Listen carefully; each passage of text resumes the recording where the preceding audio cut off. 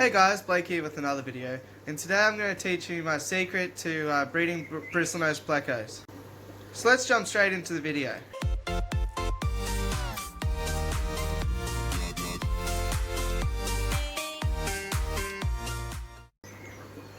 Okay guys, so we know that Bristlenose Plecos are absolute algae eating machines.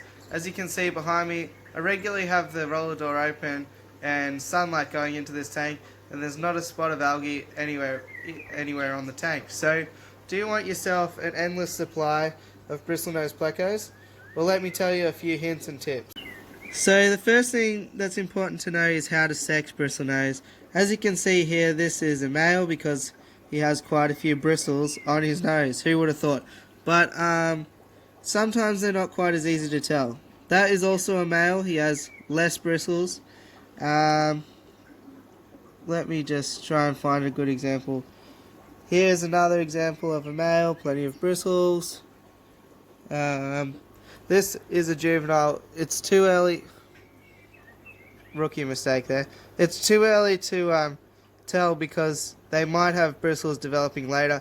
But occasionally at this stage you can see a small one or two. So I would suggest that my best guess would be that this is a female right now, but once again it's too early to be 100% sure. As you can see here, there's a juvenile with a few bristles. That might be the one I just showed you before, but it's hard to tell with so many in the tank. And that one there, who's just swum out of camera range. Well, here we go. This is a female here. No bristles really. They can have a couple. Oh, I've just lost her. Where'd she go? Well, I hope I wasn't filming this, because that is a male. This is going swimmingly.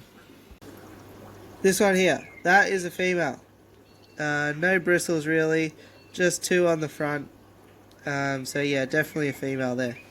And, oh, I should have thought of this. So this is a female that I've bred, an albino, trying to get some marbling happening, but didn't really happen. But, yeah, that's a female there, no bristles, and it's a fully grown adult. Same with that one there at the back.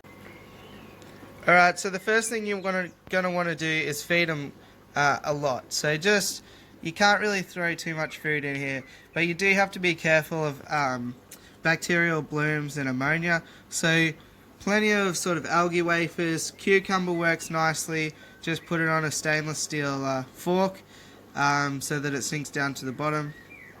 Plenty of other fruits and vegetables people have tried. Rapashi I find absolutely works a treat as well. So make sure you're dumping plenty of food, fattening these guys right up. Keep some wood in the tank. They don't mind rasping on that, and I wouldn't keep it in there all the time because it does make the tank a bit dirty, basically because they're constantly grazing, but I find that it works really well if you're trying to breed them. And the other thing that's critical is the choice of cave. I quite like these terracotta seed waterers because the important thing is that the caves have to have a single entry and exit point. Basically what's important to know is Bristlenose, they breed by the male sort of sitting out here waiting for a female to go in.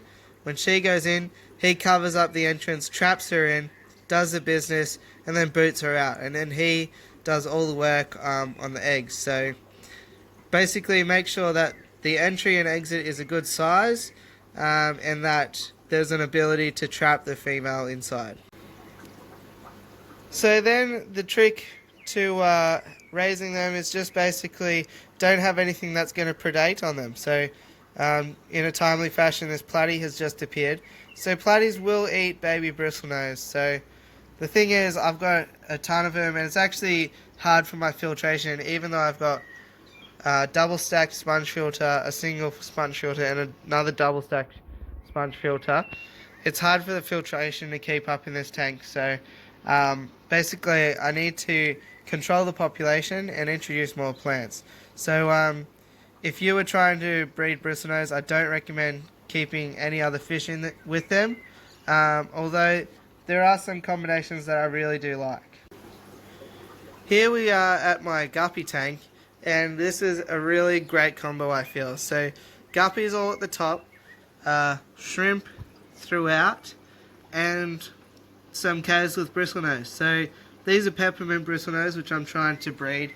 But that is an absolute gangbuster of a trio. If you just want to have yourself basically a tank for profit, I would suggest doing this. This is a bit of a step up from what I used to run, which was platies, common bristlenose, and shrimp.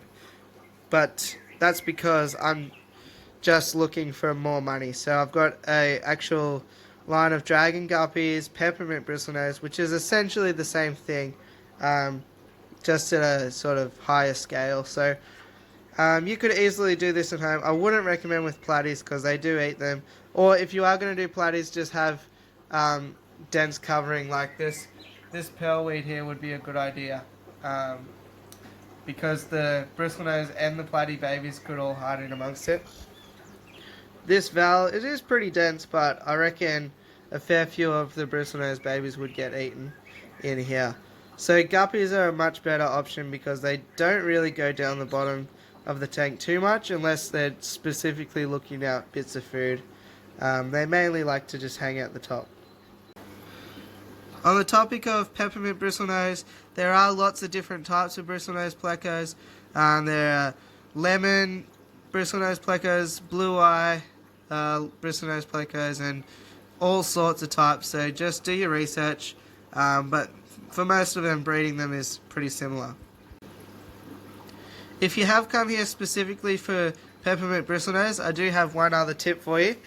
Because these guys do take a little bit longer to start breeding, one tip is to put them in with a breeding pair of common bristlenose.